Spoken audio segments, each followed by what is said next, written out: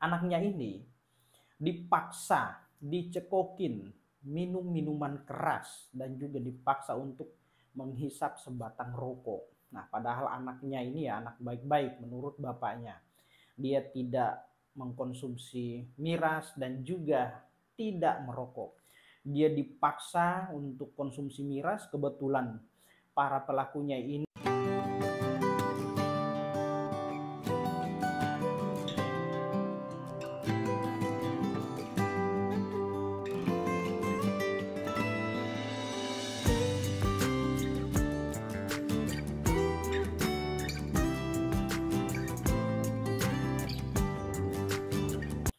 Assalamualaikum warahmatullahi wabarakatuh. Jumpa lagi dengan saya di channel YouTube Isram Lau. Nah, teman-teman, bagaimana kabarnya hari ini?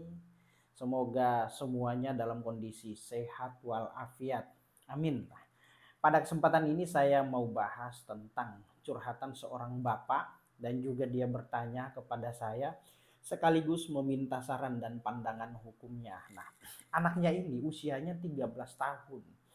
Terus dia duduk di sekolah SMP ya, sekolah menengah pertama. Nah, anaknya ini dipaksa, dicekokin, minum minuman keras dan juga dipaksa untuk menghisap sebatang rokok. Nah, padahal anaknya ini ya anak baik-baik menurut bapaknya. Dia tidak mengkonsumsi miras dan juga tidak merokok. Dia dipaksa untuk konsumsi miras, kebetulan para pelakunya ini kesemuanya usianya itu usia remaja semua ya, di atas 18 tahun.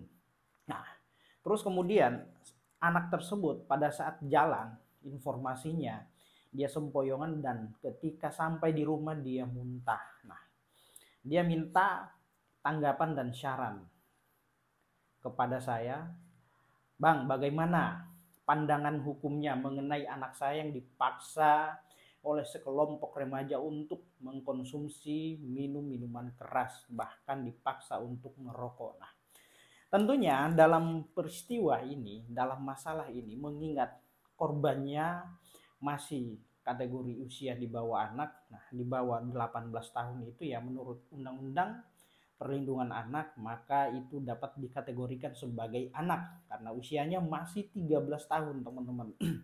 Nah, mengenai perlakuan atau tindakan yang dilakukan oleh sekelompok remaja terhadap seorang anak yang masih SMP ini, nah ini dapat dikategorikan sebagai perbuatan atau tindakan yang melanggar hukum. Nah, lalu kemudian adakah pasal yang dapat menjerat terhadap tindakan dan perbuatan para remaja ini kepada anak SMP? Nah, tentu ya kalau kita melihat daripada kasusnya ini jelas ada ya. Nah, undang-undang yang dapat menjerat pada terhadap para sekelompok remaja yang telah mencokoki dan memaksa seorang anak untuk meminum minuman keras dan juga merokok, ini dapat dijerat dengan undang-undang perlindungan anak, teman-teman. Nah, ini sebagaimana disebut di dalam pasal 76J ayat 2 bunyinya kurang lebih seperti ini ya.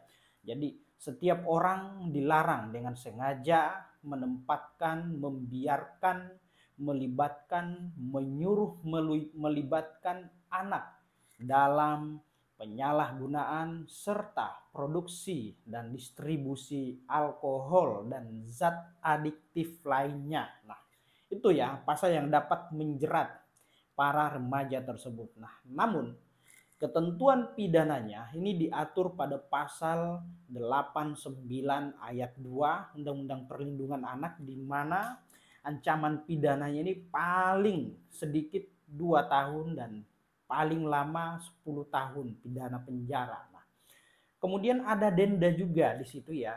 Dendanya itu 20 juta, paling sedikit dan paling banyak 200 juta rupiah. Nah, itu ya pasal yang dapat menjerat sekelompok remaja yang telah memaksa seorang anak untuk dicekoki, meminum minuman keras, bahkan dipaksa untuk menghisap rokok. Ini tidak boleh teman-teman ya.